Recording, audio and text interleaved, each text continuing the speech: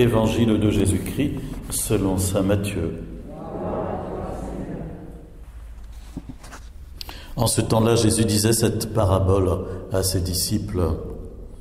Le royaume des cieux est comparable au maître d'un domaine qui sortit dès le matin afin d'embaucher des ouvriers pour sa vigne. Il se mit d'accord avec eux sur le salaire de la journée, 1 denier, c'est-à-dire une pièce d'argent. Et il les envoya à sa vigne. Sorti vers 9 heures, il en vit d'autres qui étaient là sur la place sans rien faire. Et à cela, il dit « Allez à ma vigne, vous aussi, et je vous donnerai ce qui est juste. » Ils y allèrent. De nouveau vers midi, puis vers 3 heures, il fit de même. Vers 5 heures, il sortit encore. Il en trouva d'autres qui étaient là et leur dit « Mais pourquoi êtes-vous restés là toute la journée sans rien faire ?» Ils lui répondirent « Parce que personne ne nous a embauchés. » Il leur dit « Allez à ma vigne, vous aussi. » Le soir venu, le maître de la vigne dit à son intendant « Appelle les ouvriers et distribue le salaire, en commençant par les derniers pour finir avec les premiers. » Ceux qui avaient commencé à 5 heures s'avancèrent et reçurent chacun une pièce d'argent. Quand vint le tour des premiers, ils pensaient recevoir davantage, mais ils reçurent eux aussi chacun une pièce d'argent. En la recevant, ils récriminaient contre le maître du domaine. « Ceux-là, les derniers venus, n'ont fait qu'1 heure et tu les traites à l'égal de nous qui avons enduré le poids du jour et de la chaleur ?» Mais le maître répondit à l'un d'entre eux, « Mon ami, je ne suis pas injuste envers toi. N'as-tu pas été d'accord avec moi pour 1 denier? Prends ce qui te revient et va-t'en. Je veux donner au dernier venu autant qu'à toi. N'ai-je pas le droit de faire ce que je veux de mes biens?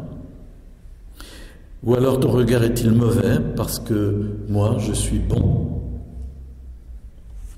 C'est ainsi que les derniers seront premiers et les premiers seront derniers. »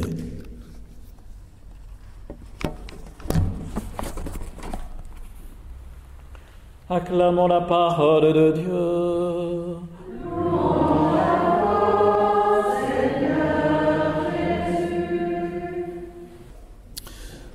On voit bien que cette parabole est un brin provocatrice et que Jésus asticote un peu les gens qui ont une mentalité un peu étriquée et qui veulent à tout prix fonctionner en étant dans les clous. Et Jésus va mettre en scène ainsi ce qui serait aussi du poil à gratter pour les syndicats, s'ils entendaient cela, un responsable de domaine ou d'entreprise qui va payer ses ouvriers non pas au nombre d'heures fournies, mais le même salaire pour tous, même s'ils n'ont fait qu'1 heure de travail au lieu de 6 à 8 pour les autres. C'est profondément injuste, disent-ils. Dieu, tu es injuste, c'est pas normal. Et nous avons toujours ce petit ressentiment pour dicter à Dieu sa conduite et penser ce qui nous semble normal et que nous trouvons pas tout à fait bien du côté de Dieu. C'est pas comme ça qu'il faut faire. Ce qui veut dire que ou bien c'est Dieu qui se trompe et donc on a bien à lui dire, ou bien c'est nous qui sommes dans l'erreur et que nous avons à changer nos mentalités, à changer notre état d'esprit.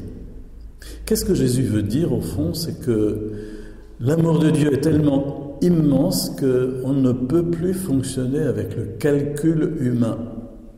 On ne peut plus fonctionner de cette façon-là. L'amour de Dieu surpasse tout. L'amour de Dieu se donne totalement, mais il n'est pas avec une balance en train de faire des portions de son amour pour donner en fonction de nos mérites ou de notre travail.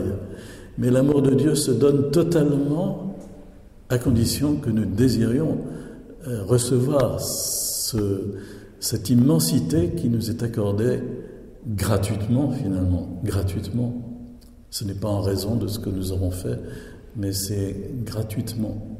Encore faut-il le recevoir. Et quand on se met à ronchonner, à récriminer et à regarder l'autre avec envie et en imputant à Dieu une injustice que nous croyons percevoir, évidemment, notre cœur n'est pas ouvert à cette immensité que Dieu veut nous accorder. Dans la première lecture, dans le livre d'Isaïe, le prophète avait dit un peu la même chose. Il avait fait parler Dieu et Dieu disait « Mes pensées ne sont pas vos pensées, mes chemins ne sont pas vos chemins. Autant le ciel est élevé au-dessus de la terre, autant mes chemins sont élevés au-dessus de vos chemins et mes pensées au-dessus de vos pensées. » Si bien finalement que nous ne pouvons aborder Dieu qu'avec beaucoup d'humilité, avec beaucoup de, d'humilité, c'est-à-dire Seigneur, je ne sais pas, je ne te connais pas vraiment et je ne veux pas imaginer comme tu es, si ce n'est le recevoir de ta parole qui m'enseigne. Et aujourd'hui, à travers cette parabole, Jésus nous enseigne que l'amour de Dieu est total, immense pour chacun de nous et qu'il veut ainsi se donner parce qu'il est bon, et que nous ne connaissons pas malheureusement la bonté véritable. Nous sommes toujours en train de mesurer notre don et nous avons toujours des débats intérieurs ainsi pour restreindre et réprimer ce qui pourrait être trop large dans notre façon de vivre avec les autres. Alors, laissons le Seigneur enlever de notre cœur les bouchons que nous mettons pour que la charité puisse jaillir et que ainsi nous puissions être témoins de cet amour qu'il nous donne.